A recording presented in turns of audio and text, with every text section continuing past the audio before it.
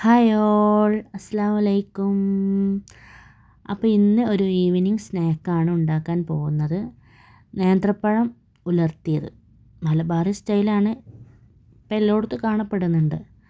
അതിന് നമുക്ക് വേണ്ടത് നേന്ത്രപ്പഴം, പഞ്ചസാര, തേങ്ങ, ഏലക്കായ, നെയ്യ്.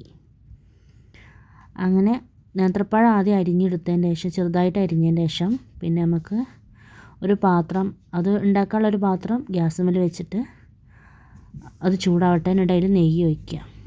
നെയ്യ് ഒഴിച്ചത് മെൽട്ടായിട്ട് നമുക്കതിലേക്ക് അരിഞ്ഞ് വെച്ച നേന്ത്രപ്പഴം ഇട്ട് കൊടുക്കുക.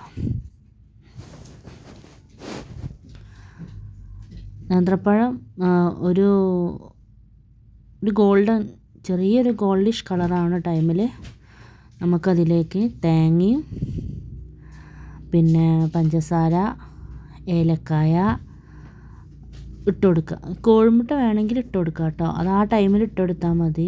ഈ വാടിയതിൻ്റെ ശേഷം ആ ടൈമിൽ ഇട്ട് കൊടുക്കുക. പക്ഷെ ഞാനിപ്പോൾ കോഴിമുട്ട ഇടണില്ല. പിന്നെ ആവശ്യത്തിന് പഞ്ചസാര ഇടുക. ഒരു പിടിയോ അല്ലെങ്കിൽ 2 പിടിയോ തേങ്ങ കൂടുതലാവണ ടേസ്റ്റ് കൂടും. പിന്നെ 2-3 ഏലക്കായ, അത് മതി. അങ്ങനെ അത് നല്ലോണം വഴറ്റി കൊടുക്കുക.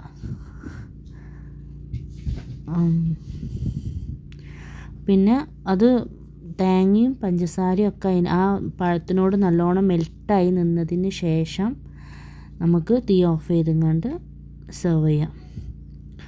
നല്ല ടേസ്റ്റാണ്. ഈവനിങ് സ്നാക്കായിട്ടൊക്കെ നമുക്ക് കുട്ടികൾക്കൊക്കെ പെട്ടെന്ന് ഉണ്ടാക്കി കൊടുക്കാം. ഇനിയിപ്പോൾ സ്കൂളൊക്കെ അല്ലേ തുറക്കണത്. അപ്പോൾ സ്കൂളൊക്കെ തുറന്ന് കുട്ടികളൊക്കെ വൈകുന്നേരം വരുന്ന സമയത്ത് നമുക്ക് പെട്ടെന്ന് ഉണ്ടാക്കി കൊടുക്കാൻ പറ്റുന്ന ഒരു അടിപൊളി ഐറ്റമാണ്.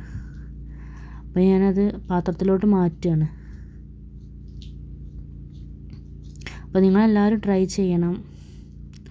പിന്നെ എൻ്റെ വീഡിയോ ആദ്യമായിട്ടാണ് കാണുന്നതെന്നുണ്ടെങ്കിൽ എല്ലാവരും സബ്സ്ക്രൈബ് ചെയ്യുക, ഷെയർ ചെയ്യുക, അഭിപ്രായങ്ങളൊക്കെ പറയുക. ഞാൻ ഇപ്പോൾ 2ാമത്തെ പ്രാവശ്യമാണ് ഒരു വോയിസ് ഓവർ കൊടുക്കുന്നത്. എനിക്കങ്ങനെ കൊടുത്ത് പരിചയമൊന്നുമില്ല. ചെറിയൊരു യൂട്യൂബ് ചാനൽ തുടങ്ങിയതാണ്. അപ്പോൾ നിങ്ങളെല്ലാവരും സപ്പോർട്ട് ചെയ്യുക, ഷെയർ ചെയ്യുക. എന്നാൽ ഇനി ശരി, ഇന്ന് നമുക്ക് അടുത്ത വീഡിയോസായിട്ട് വരാം. ബൈ, ടേക്ക് കെയർ, അസ്സലാമു അലൈക്കും.